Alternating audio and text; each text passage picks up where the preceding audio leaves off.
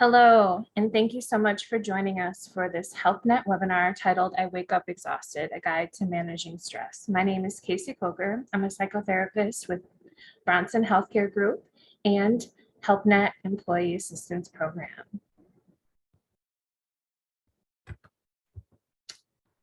So this webinar is going to talk about stress. We're going to define stress and describe how it impacts our health. We're going to describe how we engage in habits that can make our stress worse and identify ways to better manage our stress and support others in managing their stress. I invite you to take just a moment to get comfortable in your seat, to relax your shoulders, soften your jaw, rest your eyes, do a quick body scan. Notice where you feel tight or stressed or tense, and allow yourself to relax in that space. Also, the magic of the breath really comes from the long and slow exhale. So when we can breathe in and out of our nose, we try to do that. And we really try to focus on having a long and slow exhale.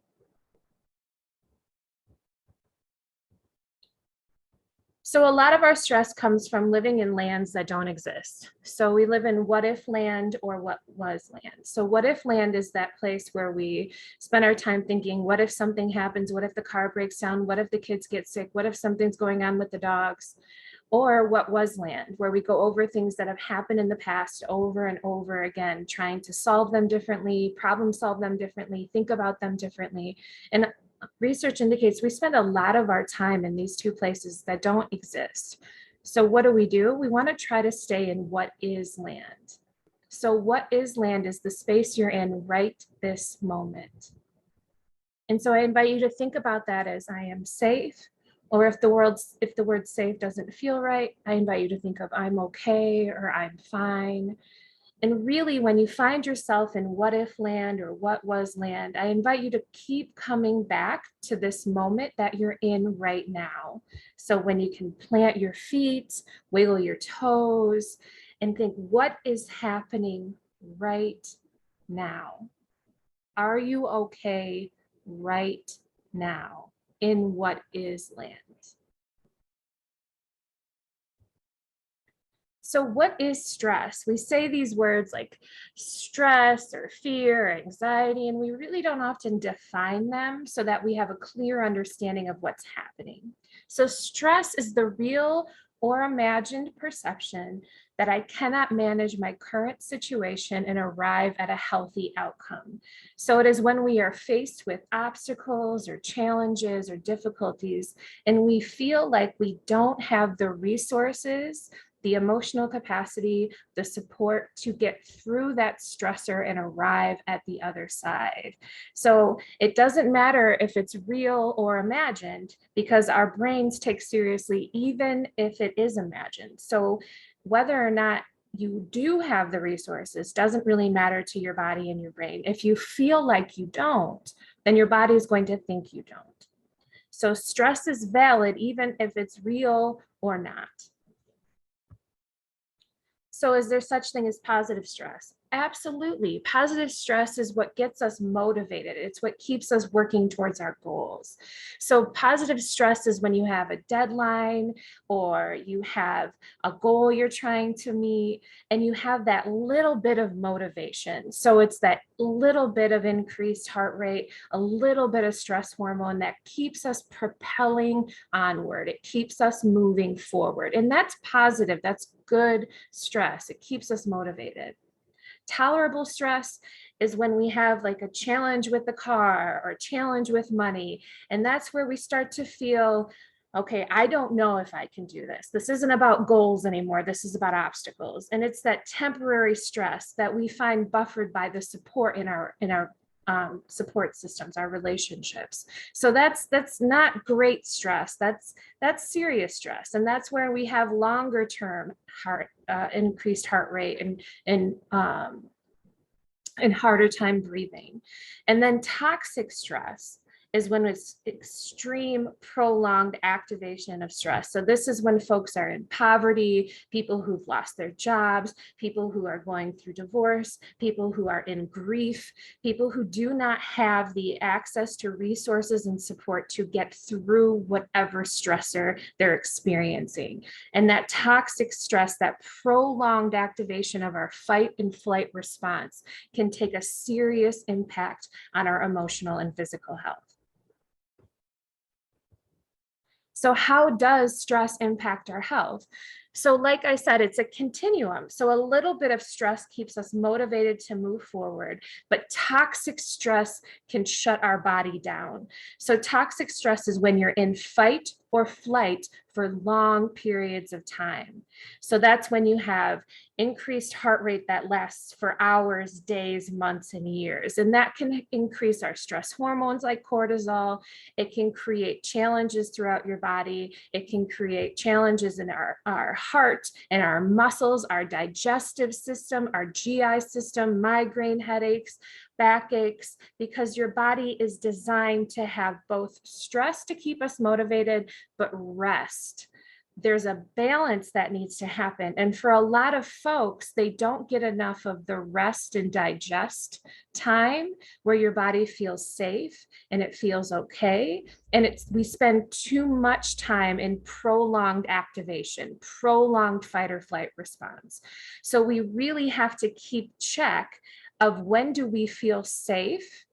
When does our body get a chance to rest so that all of your bodily systems can be online doing their job? Because when you're in fight or flight, your whole body is responding like you're in a life or death situation. And that is not healthy for long periods of time. So what about trauma? Well, we know that toxic stress is tied to how your body responds to trauma. So if you were in a childhood situation where there was neglect or abuse or substance use or untreated mental health, you might be more sensitive, and this is not your fault. This is just how our bodies are designed. You might be more sensitive to toxic stress as an adult. So you might have a heightened sensitivity to stress if you have a history of traumatic things happen to you. So you might be more sensitive to, say, someone else, to the stressors, the challenges, and the obstacles. So taking into account your whole life and how that may impact how you perceive stress now is really important, so that you don't diminish yourself or demoralize yourself if you're feeling sensitive and overwhelmed as compared to maybe the people around you. So one of the ways that we can kind of get in this self-defeating conversation with others is when we have the stressed out conversation or the stressed out competition at work and at home. And I've been known to do this with my own husband, where I come home and I'm stressed, I'm tired, I'm exhausted. And he says, oh no, I'm more stressed, I'm more tired, I'm exhausted. And then we have a tug of war of who's more stressed out, wrung out, and strung out. And we do this at work as well, instead of saying, how can I support you? Because we have a huge value in this culture on being strung out and wrung out. There isn't a high priority on rest, because in our culture, rest is lazy. So like I said, if your body doesn't get an adequate amount of rest and digest time, you're going to throw all of your physical symptoms off whack. And that's going to have huge implications for your health. So what can you say instead? You're allowed to be exhausted. My husband's allowed to be exhausted. But what I can say to break this tug of war, to break this cycle, is to say, how can I support you? We don't have to wrestle, and we don't have to tug of war for who is more strung out and wrung out. I can stop that conversation by being mindful that the best buffer to stress is support. Also, where do you feel stress in your body? What are some clues? So for me, I know that my upper shoulder, my upper back will tell me a clue that I'm a little stressed out. And if I don't pay attention to that clue, that whisper, my body will scream by giving me a headache.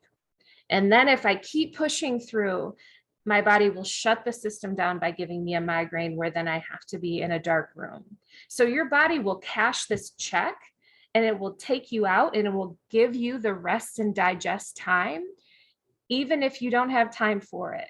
So the best thing to do is to take that comfort time, take that rest time when you feel that first whisper of stress. So as I invited you at the beginning of this conversation to scan your body, making a regular practice of scanning your body and seeing, where am I feeling stress? Am I feeling stress? And tending to that in the whispers before it gets to the screams will do you a great service in terms of your physical and emotional health.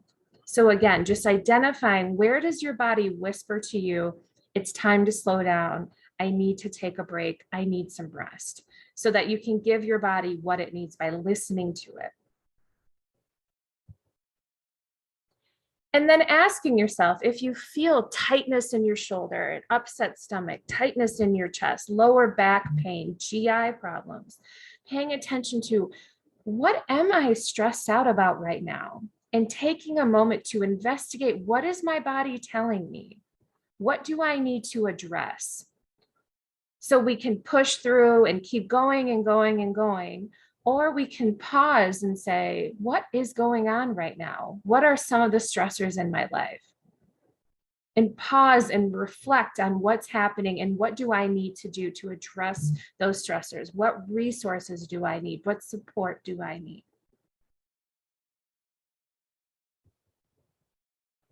And finding where you belong. So as I said, the best buffer to stress is support.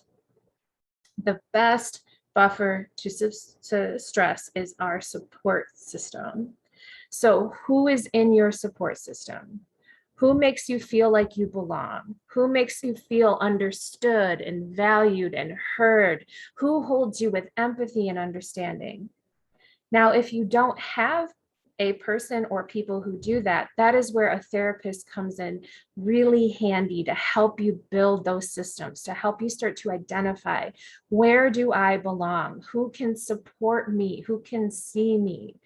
Now, again, if you have a history of trauma or not feeling like you belong, that's hard to do because people haven't always been trustworthy or kind or empathetic.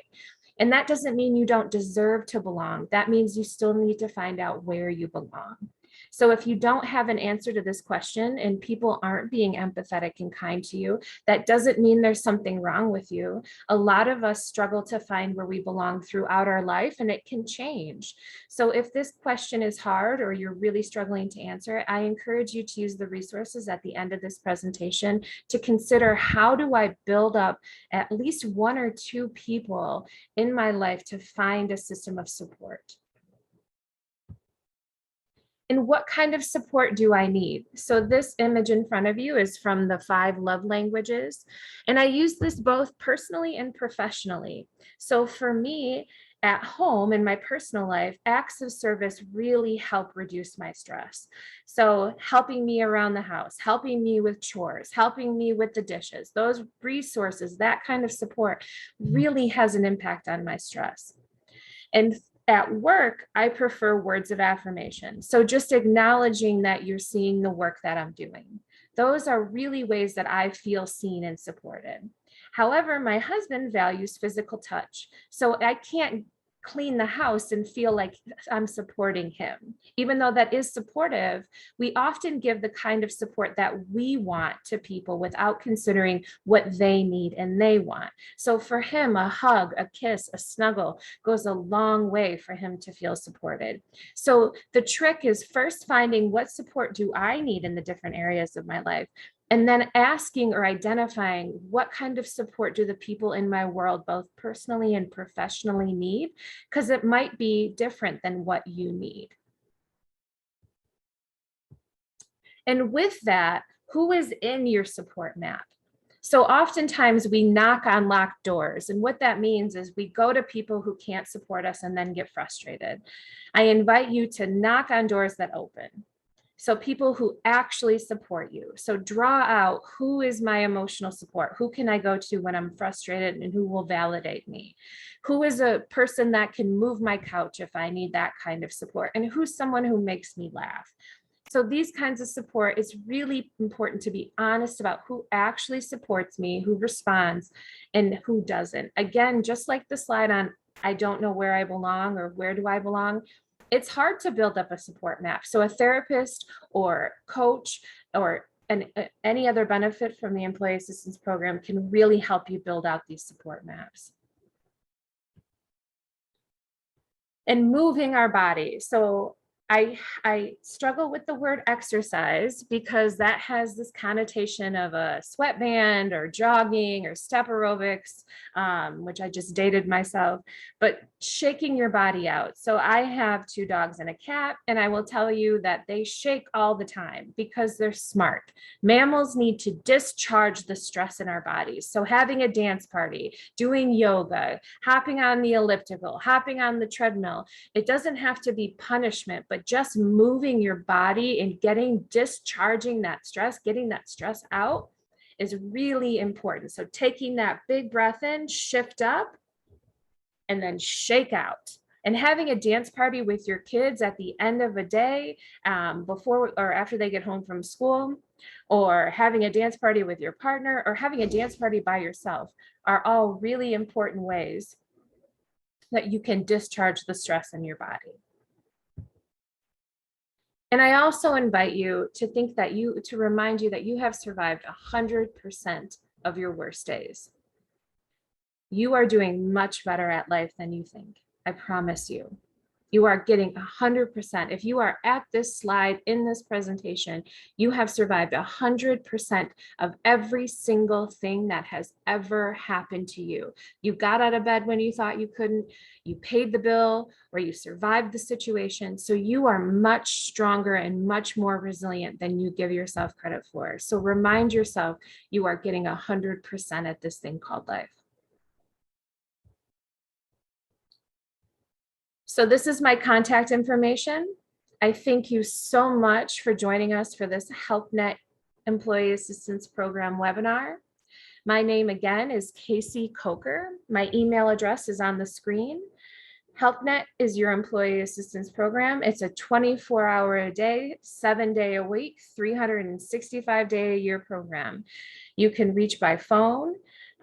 There's the HelpNet website, HelpNet webinars, all kinds of wonderful resources that I invite you to connect with. If you have any questions about anything in this presentation, please feel free to contact us. Again, I thank you so much for your time for me, it's this morning, or whatever time of day you're listening to this. But thank you so much for being with us, and I'll talk to you soon.